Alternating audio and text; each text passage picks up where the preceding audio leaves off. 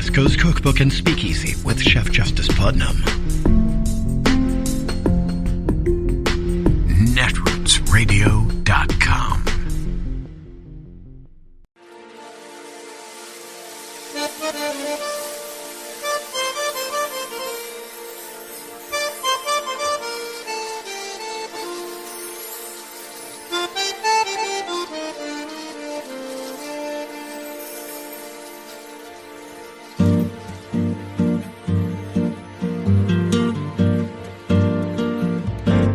Je voudrais du soleil vert, des dentelles et des théères, des photos de bord de mer, dans mon jardin d'hiver.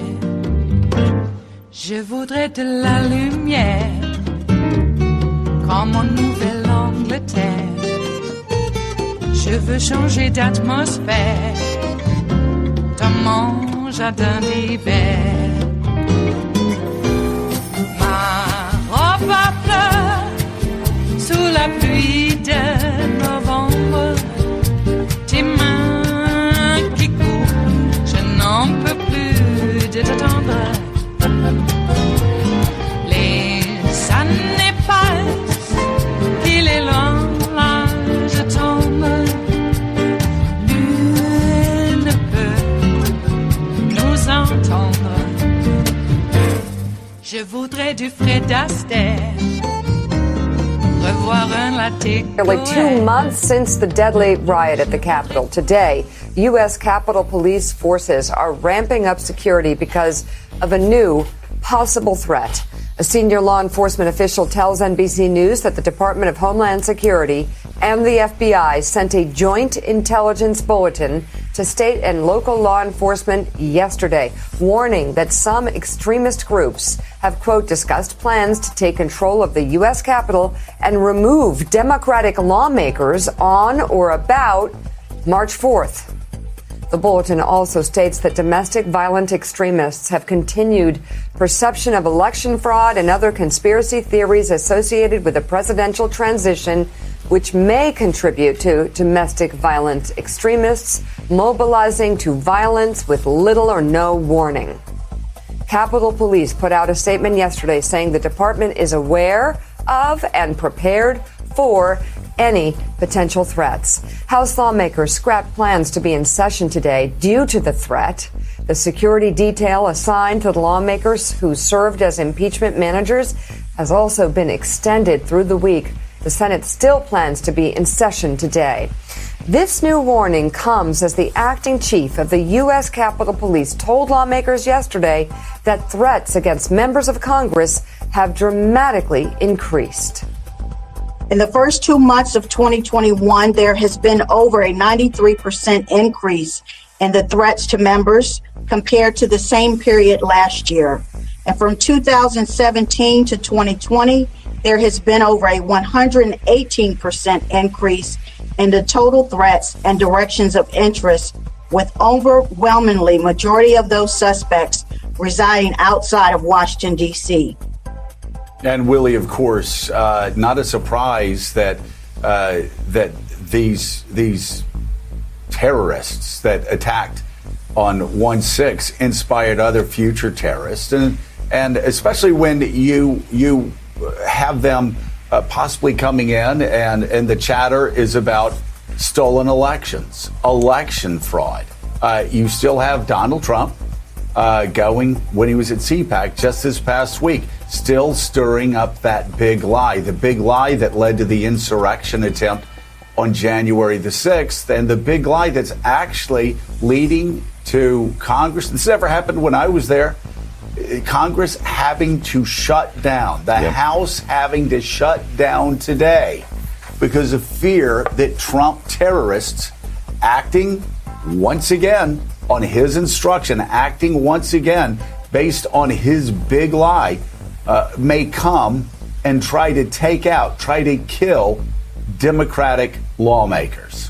Yeah, the House pushed a couple of votes to last night that were scheduled for today, including the one on H.R. 1, so that they wouldn't be there today because this date, March 4th, has been circled on the calendar by QAnon supporters. And as you said, Donald Trump on Sunday at CPAC 4 days ago was saying, I won the election, maybe I'll run again and win for a third time and beat these guys. Mike Pence wrote an op-ed yesterday where he talked about election irregularities and sort of winked and nodded at the conspiracy theories as well.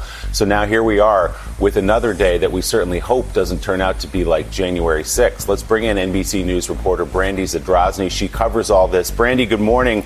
You and your colleague Ben Collins, I'm sort of haunted by the conversations that you've revealed that you had on January 5th, where you said, this is going to be bad. We know this is going to be bad based on what we're hearing, based on what we're reading online. So what was your conversation with Ben like last night, and how are you feeling this morning about what may come on March 4th today? It's very different, Willie. The conversation before the 6th was clear because we saw it all online. People were planning. They had flyers. They specifically said what they're going to do, how they were going to do it. And it was just very, very clear.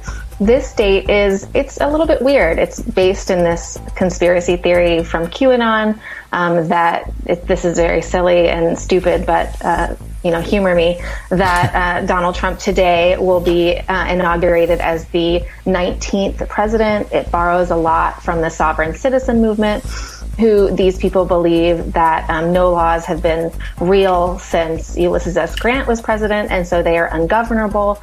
We're seeing a lot of these sort of conspiracy theories collide, and that is where there is some danger, actually, because it's hard to say, like, these people are militia groups, and these people are the Boogaloo groups, and these people are the QAnon groups. There's really been a cross-fertilization and a sort of melding of these groups. So is there some danger today? The Capitol Police and the FBI warnings weren't really clear what those were, but there could be militia groups planning today to do something. There could be other sort of radical extremists, white power people planning something today. But what makes us breathe a little easier is that these groups often like to hide what they're doing under cover of larger political movements, like the Boogaloo Boys we saw planning terrorist events at Black Lives Matter protests over the summer, or like we saw at the Capitol with militia groups sort of weaving their way in between more generic MAGA crowds. We're not going to have those large crowds today because we don't have a president of the United States anymore telling every supporter that he has to come to the Capitol and, support this big lie. It's maddening that our Congress is changing its business today because a group of people online think that this is the 19th president and that no president has been legitimate since Abraham Lincoln or whatever they are saying about March the 4th. So the big difference here, obviously, Brandy, is that the Capitol is a fortress now because of what happened on January the 6th. It would be very difficult for a group to penetrate that perimeter.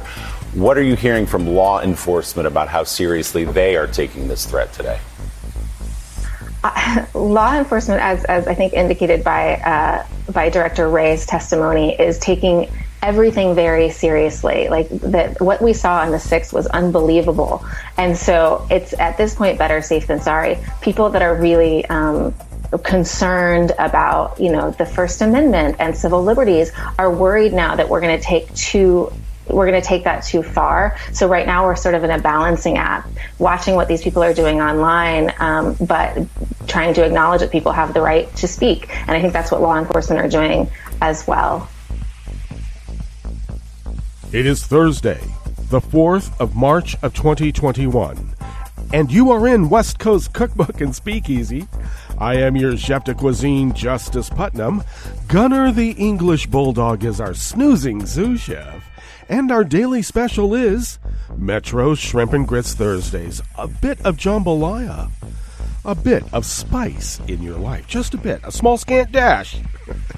Well, actually, the shrimp and grits is somewhat more constructed from the old Charleston recipe, but don't tell anyone. Okay? You just, you tweak here, you tweak there, and then the next thing you know, you get to put your name on it because you do.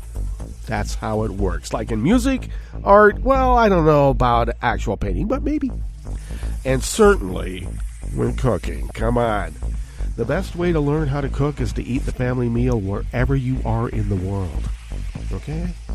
You can get the refined product at a restaurant. That's very fine. But the only way to really learn about a food is to eat the family meal. So wherever you are, find a family and eat with them. Okay. Well, It's a holiday today. The 19th president is going to be installed in the minds of those who know all, and they know everything. And they'll let you know it because they got guns, too, to make sure you know they know everything. All right. Well, I also think that fences make good neighbors. And maybe we need to fence them in. They want to live in a gated community. I suppose we could give them a compound somewhere with a bit of acreage. Some people might call it a reservation. Some other people might call it a compound. But we need to rein them in, so to speak. I don't know if we'll be able to break their spirit, though. Will we be able to saddle them and make them productive members of our community once more? Were they ever? Yes, come on, everybody. Bring something to the table. Everybody. Okay, even them, and I suppose everybody can be rehabilitated. But I keep also telling everyone that you can only re-educate, a whole culture if they're already educated to begin with. So we have our work cut out for us with this group. Jeez. And we're going to have to start before phonetics. That's how much education that they have lacked all these many, many years. Well, everybody is salvageable, and we need to, yes, let's look at it in a kind-hearted way. Everybody is salvageable. Sounds paternalistic, too, but hey, it's Thursday morning where I'm at. Okay, well, it's no joke that we have a bunch of armed, and excuse me to people out there that might take offense, but they're crazy people, okay? I don't know what word to describe them as other than they live in an alternative universe, and it's so alternative it doesn't exist. Things don't become true just because you can think them. I know in philosophy some people might argue that is all what existence is. But in this instance, that is wrong thinking, and we need to get people not to think like that. Or at least encourage them. Everybody has free will, apparently. Jeez. Well, I also believe in the new biology, and that is that rather than organisms being in conflict with each other, organisms are beneficent to each other, and that's how, well, they evolve into, greater and better things. What's greater and better in the chaos of the universe? Well, I don't know, but it seems better than the chaos of the universe. So let's make this reality one in which you don't have a bunch of crazy people with guns roaming around D.C. I don't know if they're actually going to be roaming around D.C. My experience is that when push comes to shove, most of them are a bunch of, cowards. Not that I want them to be heroic. The ones that we really have to worry about are the true believers. And I think that Mike Flynn's younger brother, the one that delayed the National Guard from putting down the insurgency on January 6th, he's a true believer along with his brother. They are, I don't get it. The Vindmans get run out of the military and these guys somehow are elevated to great minds and we're going to use them? They're rebel generals. They need to be in a brig. We can't let them go and muster an army against the United States of America. How dare we? Yeah, I know they have some sort of First Amendment rights. Well, no. When you're wearing all that on your chest, you don't get to muster an army to destroy America. I think there's a term for that. It might start with a T, and it will put you right in the brig, and in some instances, the penalty can be even more severe. Yeah, talk about cancel culture. Jeez. So, what is the GQP using to turn the minds of America away from all of that, including the COVID relief bill?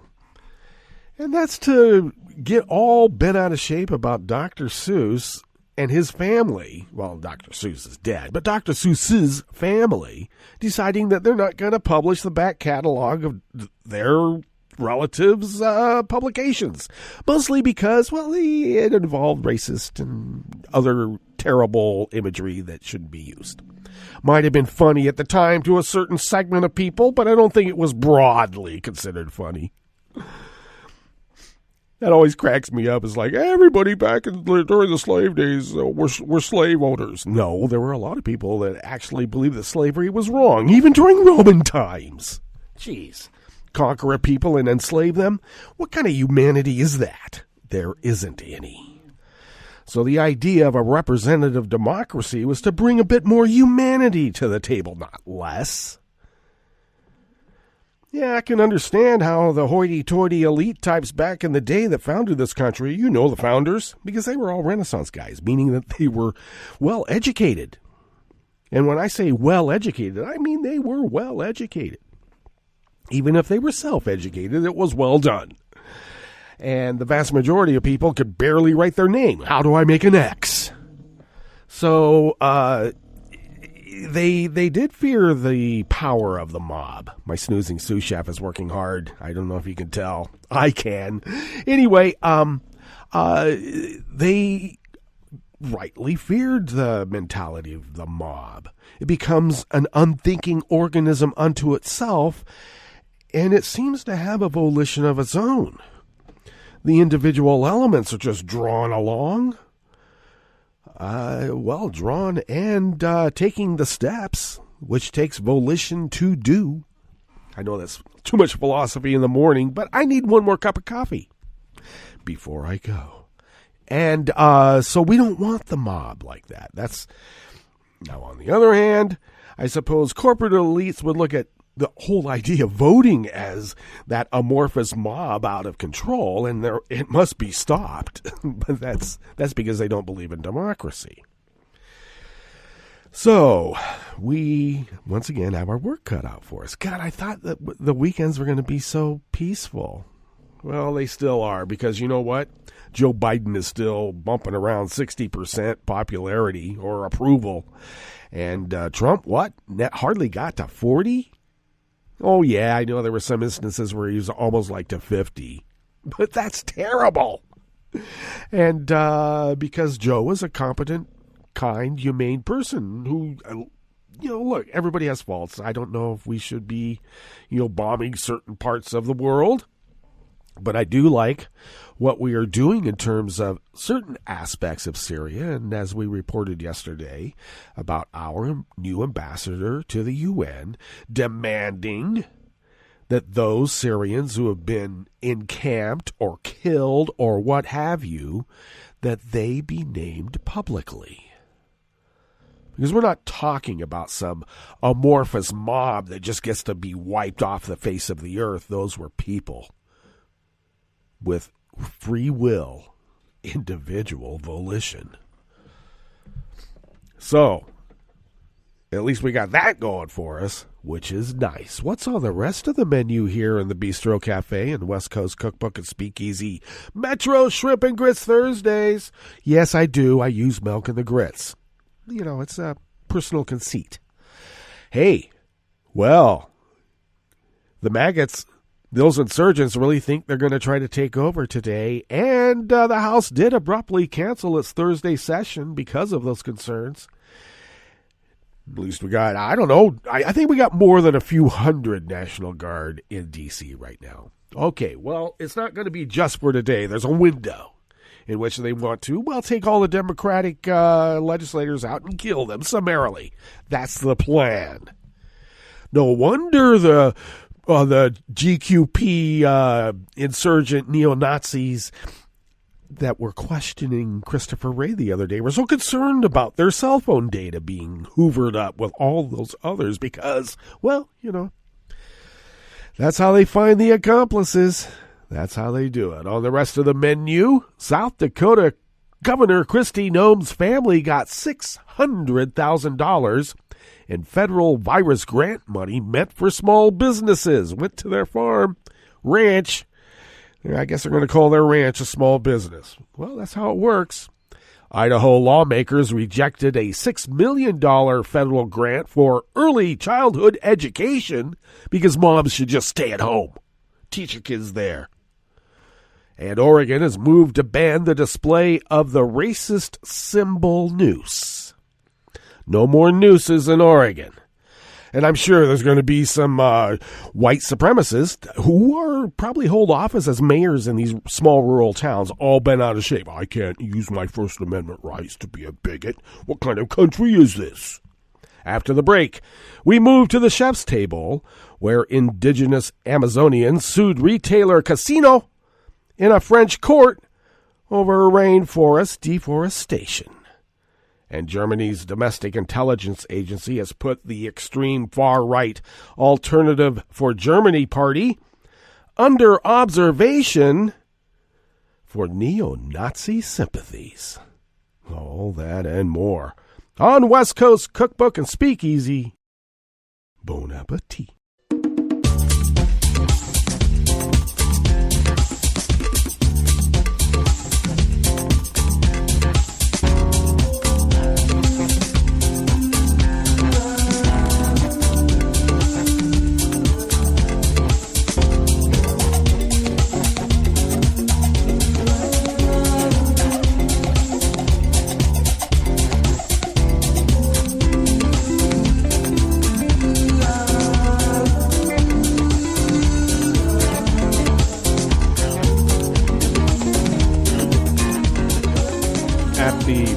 Homepage at netrootsradio.com. Off to the right of the page is the chat room link right there by the social media scroll. And Kelly Lincoln monitors the chat room because you have to. And that's what we do. So we do it. Thank you, Kelly. And for everything else, too. If you would then take a gander, yeah, we talk like that around here, so beware. If you would take a gander across the page to the left, near the bottom of our homepage at netrootsradio.com, you will then hopefully locate the link to our Patreon page. And no kidding here, we got to put it all aside. If you could become a recurring Patreon of Netroots Radio, your recurring contribution, say how about the cost of an espresso-type coffee drink, if you could afford to send that to us once a month, we are able to stretch those dollars and pay our bills because they keep rising. What is up with that? And so thank you for allowing us to pay our bills, because then that allows us to fly under the radar as things work, and then we can continue broadcasting in this resistance broadcast mode that we've been doing for quite a while now, almost 10 years. And that is what our civic duty is, and we take it very seriously because the founders originally intended for all this to happen. And it's not by magic. We have to work at it. And we thank you for your generosity in allowing us to we work at this. And we love it. If you would like to follow Netroots Radio on Twitter, you can do so. And all you have to do is go to @NetrootsRadio. Tom takes care of that. And thank you, Tom, for that and everything else. Follow me on Twitter at Justice Putnam. I post the show notes and links diary on Daily Co's about 10 minutes before showtime. And then I get that linked up on Twitter and other social media platforms. The show notes and links diary, the show notes and links, in and of themselves are very important. So, just look at it as the overhead projector part of the multimedia display that we do here in the junior high. Is this a junior high? Remember overhead projectors? I was part of the AV club starting in junior high. So if you would like to follow the show on Twitter, you can do so at Cookbook West and pick up podcasts by way of Spreaker, Stitcher, TuneIn, iHeart, YouTube, iTunes, and wherever fine podcasts can be found mixed in with all the rest of us. And there's a lot more of us there too, thankfully. Alrighty. Once again, I want to remind folks that once we are able to be more out and about and freely travel, though it might be a little rough because it looks like we're having, and we'll get into it, the weather report, because the virus is part of the weather now, at least in the reportage. We're having a spike in infections, surprisingly. I wonder why. But if you happen to be passing through, or you are here in Southern Oregon, and I would suggest find Millennial here in Rogue River. It's pretty easy. It is the best island food I've had off the island. So Chef Jimmy is doing a fabulous job there. and it is filling food. So the only drawback is that I wish there was a beach nearby that I could surf at, because even the unsurfable beach is pretty far away. So check out the Millennial here in Rogue River. And I'm not getting any remuneration for this. I just love the guy's food. And we are lucky to have it here, because I've kind of gotten bored with, I don't know, white sauce on everything here in Southern Oregon. What's white sauce? Some of it's mostly ranch. Ugh. Okay, let us now dive into this first offering here in the Bistro Cafe of West Coast Cookbook and Speakeasy. Metro Shrimp and Grits Thursdays. Oh, this first offering is, by the way, out of the Associated Press, and the journalist who put this together is Stephen Groves. Dateline, Pierre, South Dakota. I've been there before because the family farm was back there in South Dakota. Used to go there every summer to bale alfalfa and hay and milk the cows. No wonder my dad wanted to leave. Family members of South Dakota Governor Kristi Noem received more than $600,000 in funds from a state grant program pushed by the governor that directed federal coronavirus relief funds to small businesses. A ranch belonging to Noem's family, the Dakota Valley Ranch Partnership, received one payment of $500,000, and a business operated by her brothers, Rock and Rob Arnold, received payments of over $100,000, according to records on the grant program. The legislature approved the grant plan in October, but the family businesses benefited from adjustments the Republican governor made. The plan initially capped grants at $100,000, but later in the month, with plentiful federal funds at their disposal, Noem's administration adjusted the grant cap to $500,000.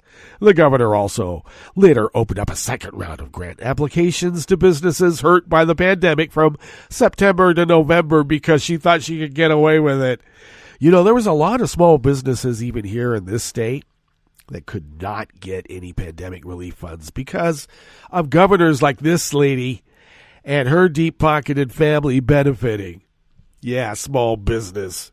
Weyerhaeuser is a small business. Now, a total of 126 businesses across South Dakota, less than 4% of grant applicants, received grants of $500,000.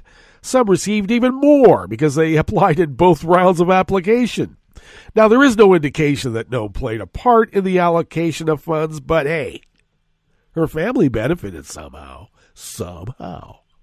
Noem, who is becoming a rising force in the GOP as the party tries to identify 2024 presidential candidates, once maintained part ownership of the ranch, but her office said she no longer does. And how many times have we heard that before? The governor has no financial interest in Dakota Valley and hasn't for years, said her spokesman, Ian Fury.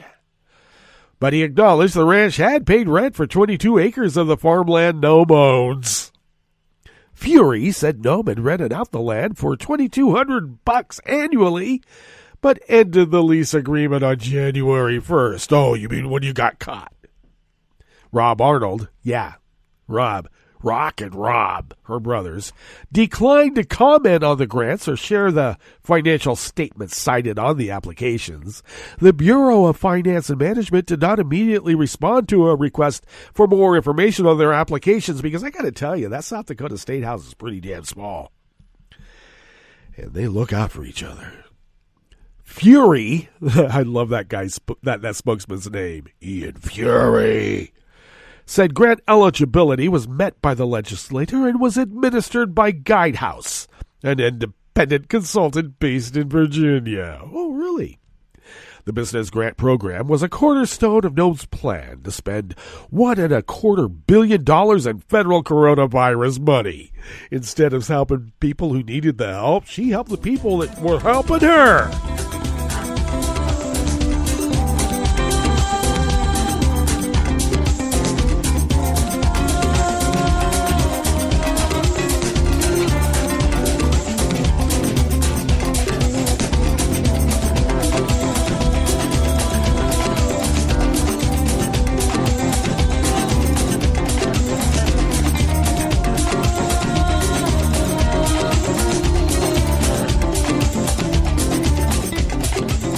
Rebecca Boone of the Associated Press brings us this next offering here in the Bistro Cafe part of West Coast Cookbook and Speakeasy.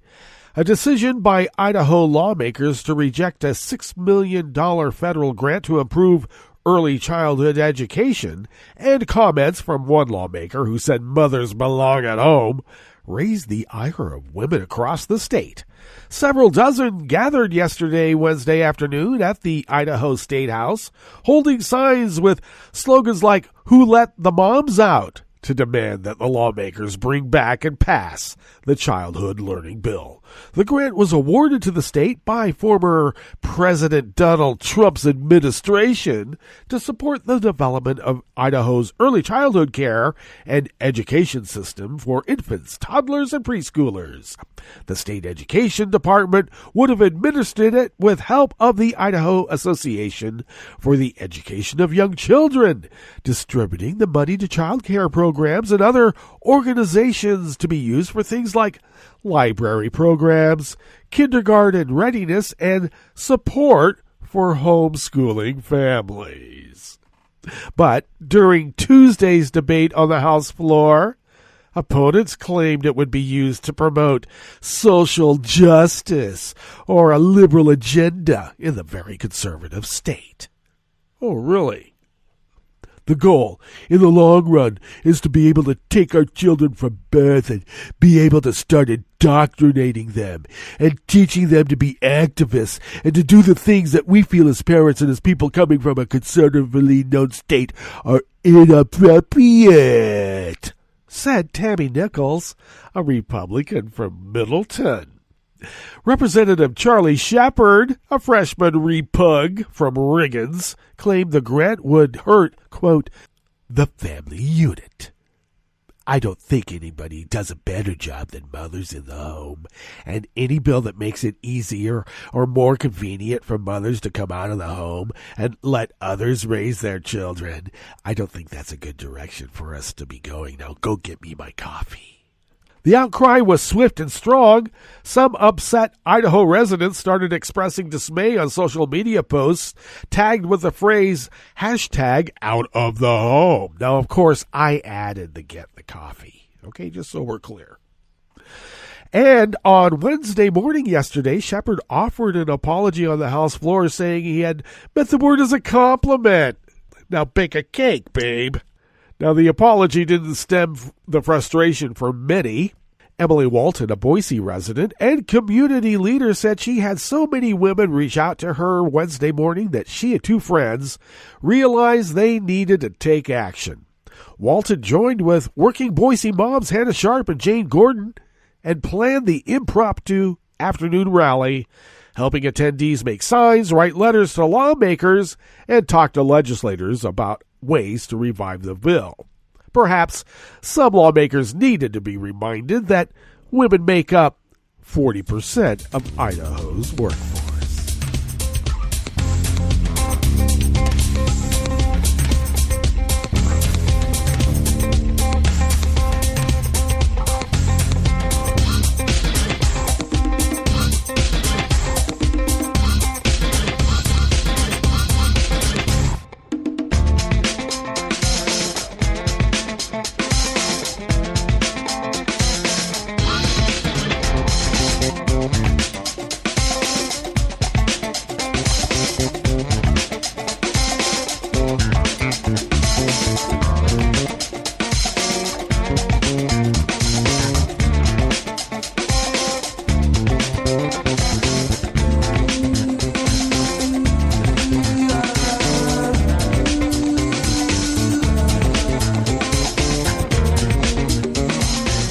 Andrew Selsky of the Associated Press brings us this final offering here in the Bistro Cafe part of West Coast Cookbook and Speakeasy Metro Shrimp and Grits Thursdays.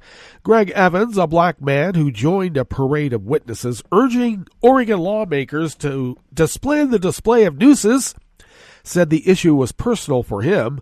A member of his family had been lynched over a century ago in South Carolina. He was killed basically for offending a white man. Evans, a member of the Eugene City Council, testified on Tuesday. He was hung by a noose. His body was riddled with bullets and then he was set on fire. Louisiana, Virginia, California, New York, Maryland, and Connecticut previously criminalized the display of nooses. The bill under consideration in Oregon would make intimidation by display of a noose a misdemeanor, punishable by up to a year in prison and a $6,250 fine. In Virginia, displaying a noose in public places is now a felony, with a maximum prison term of 5 years. The state Supreme Court, ruling in that case of a man who hung a life-size black mannequin in his front yard, said in 2018 that the law also applies to private property. 2 black families lived in the neighborhood, including one next door. Last month, a noose was placed on the recycling container of a mixed-race couple in Eugene, Oregon, and their car was spray-painted with a racial epithet, Evans said in an interview. He believes most people who place nooses are fully aware of the pain it causes black people. Some are just kids that are ignorant, that are playing a joke, Evans said. But it's not a joke. It's not a prank. This is serious business. Yeah, I guess the next thing we're going to hear from the white supremacists around here is that that's not a noose. We're just playing the circle game. All right, let's get to our break. And when we get back from that break, we will go through weather from around the world, and we will finish up with the stories that we have curated for you today. You are listening to West Coast Cookbook and Speakeasy, and we will be right back. You are listening to netrootsradio.com. Please hang up and try again.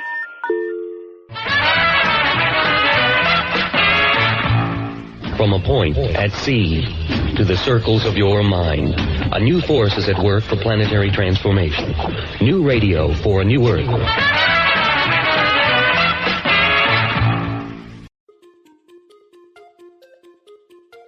This is Scientific American's 60-Second Science. I'm Pakina Maimer. Whether you're a pro gamer or you dip your toes into that world every once in a while, chances are you got stuck while playing a video game once, or was even gloriously defeated by one. I know I have. Maybe in your frustration, you kicked the console a little. Maybe you took it out on the controllers, or, if you're an 80s kid like me, made the joystick pay. Now, a group of computer scientists from Uber AI are taking revenge for all of us who've been in this situation before. Using a family of simple algorithms tagged Go Explore, they went back and beat some of the most notoriously difficult Atari games, whose chunky blocks of pixels and 8-bit tunes had once challenged, taunted, and even enraged us. But what does revisiting those games from the 80s and 90s accomplish, besides fulfilling a childhood fantasy? According to the scientists who published their work in Nature, experimenting with solving video games that require a complex, hard exploration gives way to better learning algorithms. They become more intelligent and perform better under real-world scenarios. One of the nice things of Go Explore is that it's not just limited to video games, but that you can also apply it to practical applications like robotics. That was Joost Hazenga, one of the principal researchers at Uber AI. Joost developed Go Explore with Adrian Ekefet and other scientists. So how does it actually work? Let's start with the basics. When AI processes images of the world in the form of pixels, it does not know which changes should count and which should be ignored. For instance, a slight change in the pattern of the clouds in the sky in a game environment is probably unimportant when exploring said game. But finding a missing key certainly is. But to the AI, both involve changing a few pixels in that world. This is where deep reinforcement learning comes in. It's an area of machine learning that helps an agent analyze an environment to decide what matters and which actions count through feedback signals in the form of extrinsic and intrinsic rewards. This is something that animals basically constantly do. You can imagine if you touch a hot stove, you immediately get a strong negative feedback signal like, hey, that's something you shouldn't do in the future. If you eat a bar of chocolate, assuming you like chocolate, you immediately get a positive feedback signal like, hey, maybe I should seek out chocolate more in the future. The same is true for machine learning. These are problems where the agent has to take some actions and then maybe it wins a game. Creating an algorithm that can navigate rooms with traps, obstacles to jump over, rewards to collect, and pitfalls to avoid means that you have to create an artificial intelligence that is curious and that can explore an environment in a smart way. This helps it decide what brings it closer to a goal or how to collect hard-to-get treasures. Reinforcement learning is great for that, but it isn't perfect in every situation. In practice, reinforcement learning works very well if you have very rich feedback. If you can tell, hey, this move is good, that move is bad. This move is good, that move is bad. In Atari games like Montezuma's Revenge, the game environment offers little feedback, and its rewards can intentionally lead to dead ends. Randomly exploring the space just doesn't cut it. You could imagine, and this is especially true in the video games like Montezuma's Revenge, that sometimes you have to take a lot of very specific actions. You have to dodge hazards, jump over enemies, and you can imagine that a random action like, hey, maybe I should jump here in this new place is just going to lead to a game over because that was a bad place to jump. And this is especially if you're already fairly deep into the game. And so let's say you want to explore level 2. If you start taking random actions in level 1 and just randomly dying, you're not going to make progress on exploring level 2. You can't rely on intrinsic motivation alone, which in the context of artificial intelligence typically comes from exploring new or unusual situations. Let's say you have a robot and it can go left into a house and right into a house. Let's say at first it goes left, it explores left. It means that it gets this intrinsic reward for a while. It doesn't quite finish exploring left, and at some point the episode ends and it starts anew in the starting room. And this time it goes right. It goes fairly far into the room on the right. It doesn't quite explore it. And then it goes back to the starting room. Now the problem is, because it has gone both left and right, and basically has already seen the start, it no longer gets as much intrinsic motivation from going there. In short, it stops exploring and counts that as a win. Detaching from a place that was previously visited after collecting a reward does not work in difficult games, because you might leave out important clues. Go Explore goes around this by not rewarding some actions, such as going somewhere new. Instead, it encourages sufficient exploration of a space with no or little hints by enabling its agent to explicitly remember promising places or states in a game. Once the agent keeps a record of that state, it can then reload it and intentionally explore, what Adrian and Yost call the first return, then explore principle. According to Adrian, leaning on another form of learning called imitation learning, where agents can mimic human tasks, their AI can go a long way, especially in the field of robotics. In some cases, you have a difference between the world that you can train in and sort of like the real world. So one example would be if you're doing robotics. In robotics, it's possible to have simulations of your robotics environments. But of course, you want your robot to run in the real world, right? What you can do then, if you're in a situation like that, of course, the simulation is not exactly the same as the environment. So just having something that works in simulation is not necessarily sufficient. And then pretty much, we show that in our work, but really what we're doing is we're using existing algorithms that are called, imitation learning. And what it is it just takes an existing solution to a problem and just makes sure that you can reliably use that solution even when, there are slight variations in your environment, including, it being the real world rather than a simulation. Adrian and Yost say their model's strength lies in its simplicity. It can be adapted and expanded easily into real-life applications such as language learning or drug design. That was 60 Second Science, and this is Pakina Maimer. Thank you for listening. Hi, it's Tom. could we humbly suggest your donation to netrootsradio.com? All we've got to run this 24-hour powerhouse of progressive resistance radio is what comes out of our own wallets. And you are our biggest donor. It doesn't take much, $3, $5. Just go to the bottom of our netrootsradio.com page and hit our secure donate button. Heck, you can even make a recurring contribution. So donate what you'd like at the bottom of our netrootsradio.com's homepage. Because you are our biggest donor.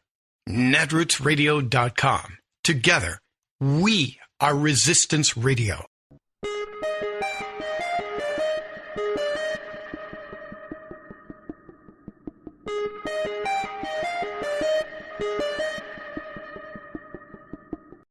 This Civil Liberties Minute remembers Diana Ortiz, the American nun who was tortured in Guatemala. If there are kids around, you probably should turn off your radio or device right now. It was 1989, and Sister Diana was serving as a missionary in the western highlands of Guatemala, teaching indigenous children. Guatemala was under the thumb of a right-wing military dictatorship that targeted indigenous people. Sister Ortiz was abducted by a Guatemalan security force who repeatedly gang-raped her and burned her back with cigarettes in more than 100 places. And then they hung her by her wrists over a pit filled with bodies of men, women, and children, mostly dead, but some still alive and some decapitated. Years later, she still smelled those decapitated bodies in that pit. The rapes made her pregnant, and she had an abortion. There was even worse torture. And it only stopped because an American who appeared to be in charge eventually ordered her release. Sister Diana lived and became an advocate known worldwide for victims of torture. Her case helped reveal decades-long American covert action in Guatemala, and declassified documents revealed that Guatemala security forces, equipped and trained by the United States, had committed acts of genocide. A friend of Sister Diana's described her as a woman of incredible courage and integrity who literally came back from the dead. Sister Diana Ortiz passed in February of 2021 from cancer at the age of 62. The Civil Liberties Minute is made possible by the ACLU because freedom can't protect itself. There is a weasel word that politicians use whenever something goes wrong on their watch. Unacceptable. We just heard it slither out of the mouth of Texas Governor Greg Abbott in response to the state's failure to prepare for a killer winter storm. What happened this week to our fellow Texans is unacceptable, he fumed. Well, yes, Gov, but wait, aren't you the guy in charge? Ignoring that little detail, Abbott pointed his outrage at ERCOT, an agency charged with administering electric policy in Texas. But wait again. Those policies are set by the Public Utility Commission, a corporate cozy body that has failed for years to mandate that the state's for-profit utilities weatherize their power generators to prevent freeze-ups. And who appointed the members of that commission? Why, Greg, it was you. In fact, 2 of the 3 members of PUC are former top staffers of the governor. Also, Abbott has been governor for 6 years, and not once has he proposed legislation to require that the corporate owners of electric utilities protect the grid from freezes, as is commonly done in North Dakota and other sub-zero icy places. But, he claims, this year's storm was unprecedented, so it couldn't have been anticipated. Oops, wait again. A notorious rolling grid failure in a 2011 snowstorm left millions of Texans in deadly darkness, a disaster that was also called unacceptable. But then Abbott and other GOP officials did accept it, quietly refusing to require winterization, even as they accepted big campaign donations from those corporate giants that caused the breakdown. Yet, we're now treated to the clownish spectacle of Abbott demanding a legislative investigation and calling for heads to roll. This is Jim Hightower saying, but wait once again, isn't he head number 1? Need an antidote to the progressive blues? Want some good news about how grassroots folks are rebelling against the corporate powers and winning? Well, here's an easy-to-swallow pill for you, the Hightower Lowdown. Hightower's monthly newsletter will give you the lowdown, even as it lifts you up. It's 4 pages a month, jam-packed with facts you can use, actions you can take, and Jim's own Texas humor, all for only $15 a year. To become a lowdowner, go to hightowerlowdown.org. I'm Rick Smith, and this is Labor History in 2. On this day in labor history, the year was 1989. That was the day machinists struck at Eastern Airlines. After bankrupting Continental Airlines to void union contracts there, the much-hated Frank Lorenzo hoped for a repeat at Eastern Airlines. Lorenzo bought Eastern with junk bonds and then bled the airline's profits dry to finance the debt of his holding company, Texas Air. 12,000 jobs were lost at Eastern in just 2 years under Lorenzo's leadership. Machinists had every reason to believe that wages would be cut in half in the next contract. In the weeks building up to the strike, management made its union busting clear by firing dozens of shop stewards at airports across the country. Machinists walked out at Miami Airport a month earlier over forced overtime. Nationwide, many complained that they were forced to work anywhere between 24 and 36 hours straight. 5 days into the strike, Lorenzo filed for bankruptcy. Picket lines were solid and the strike was popular. Many trade unionists joined the picket lines in support. The strike against Eastern symbolized a fight to take back everything lost during the Reagan years. The Airline Pilots Association and the flight attendants, organized by TWU, voted to walk out in solidarity. They stayed out for more than 8 months with the striking machinists. But when the pilots and flight attendants went back to work, it left the machinists isolated. Many argued that with contracts expiring at many airlines soon after the walkout, an industry-wide strike could only bolster chances for the machinists at Eastern to win. But by early 1991, the strike had become a devastating loss. Eastern ceased operations altogether in January, and its assets were liquidated.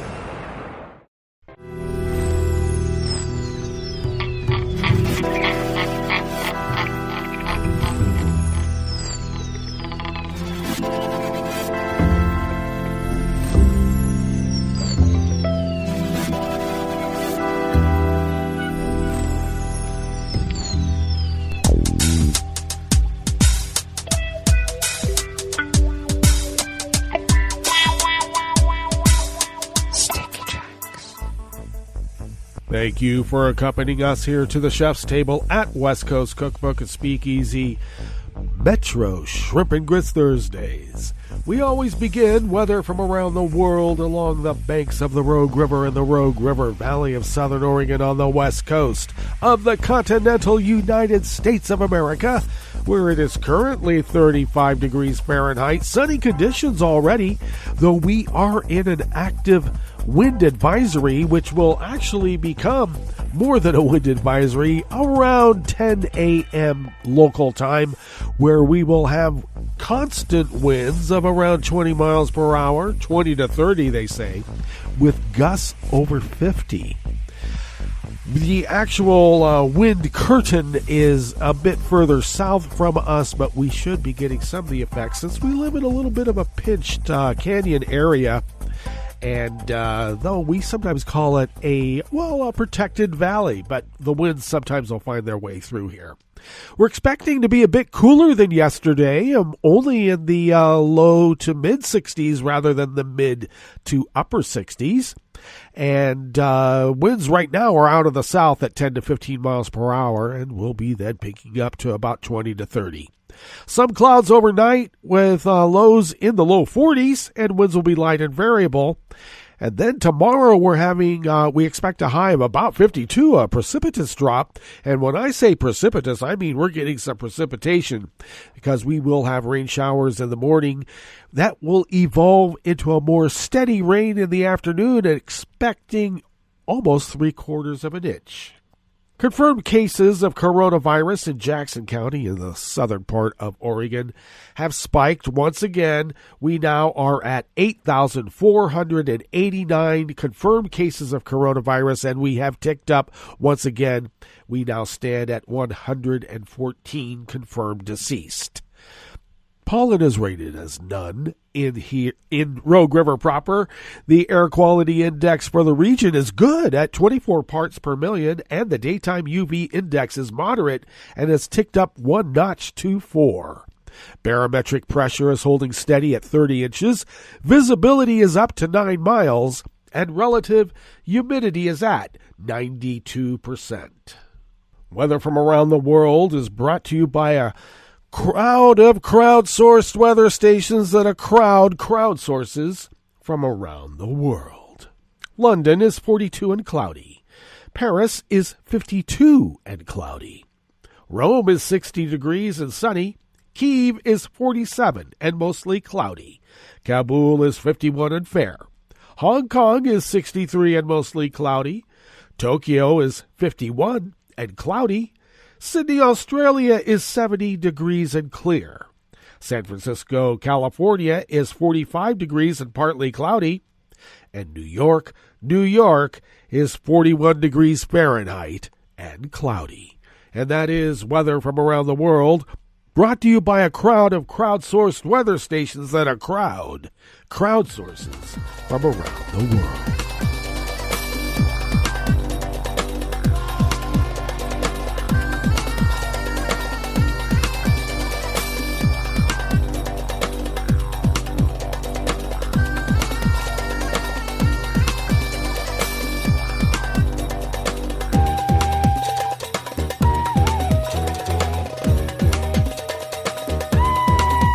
Richard Loff and Dominique Vidalon of Reuters bring us this first amuse-bouche here at the chef's table at West Coast Cookbook and Speakeasy. Indigenous people from Brazil and Colombia sued retailer Cuisine in a French court yesterday, Wednesday, over the selling of beef linked to land grabbing and deforestation in the Amazon, campaigners in the lawsuit said. It is the first time a French supermarket chain has been taken to court over deforestation and the loss of land and livelihood under a 2017 law in France that demands its companies avoid human rights and environmental violations in their supply chains. Cuisine, which controls Brazil's largest food retailer, and that also of Colombia retailer Almacenes Éxito, said it actively fought against deforestation by cattle ranchers in Brazil and Colombia. The lawsuit alleges Cuisine regularly bought beef from 3 slaughterhouses owned by a major Brazilian meat packer. Those slaughterhouses sourced cattle from nearly 600 suppliers, responsible for at least 123,550 acres, an area 5 times the size of Paris. Brazil is Cuisine's second largest market after France.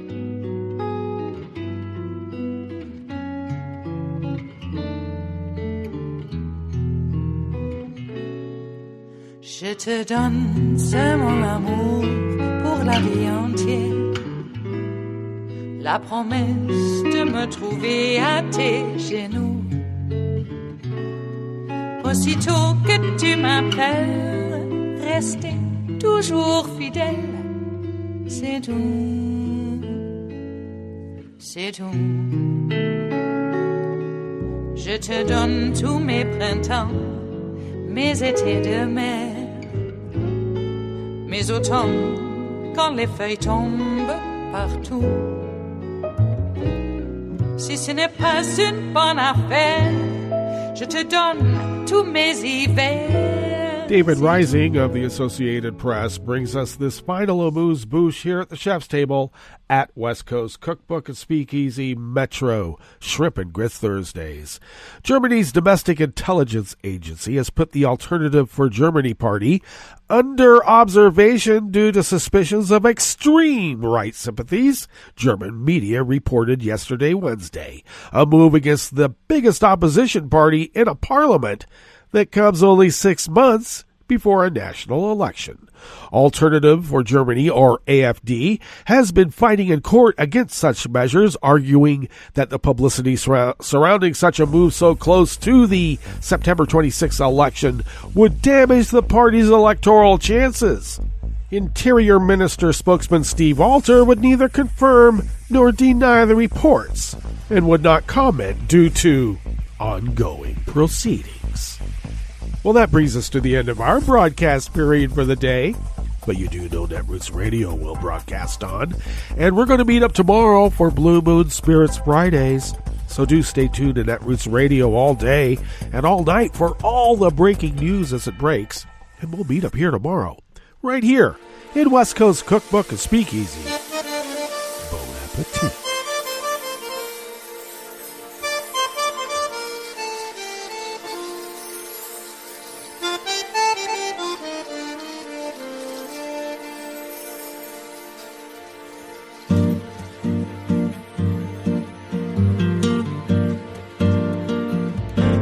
Je voudrais du soleil vert, des dentelles et des théières, des photos de bord de mer, dans mon jardin d'hiver. Je voudrais de la lumière, comme en Nouvelle-Angleterre. Je veux changer d'atmosphère, dans mon jardin d'hiver. Robe à fleurs, sous la pluie de novembre, tes mains qui courent, je n'en peux plus de t'attendre. Les années passent, qu'il est loin, là je tombe. Nul ne peut nous entendre. Je voudrais du Fred Astaire, revoir un latte Goer. Je voudrais toujours te plaire, dans mon jardin d'hiver. Je veux déjeuner par terre, comme au long de golfe clair. T'embrasser les yeux ouverts, dans mon jardin d'hiver.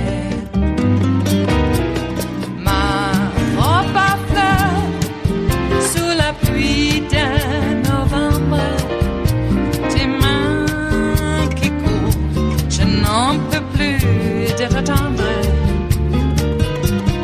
Les années passent, il est loin, là je tombe. Nul ne peut nous entendre.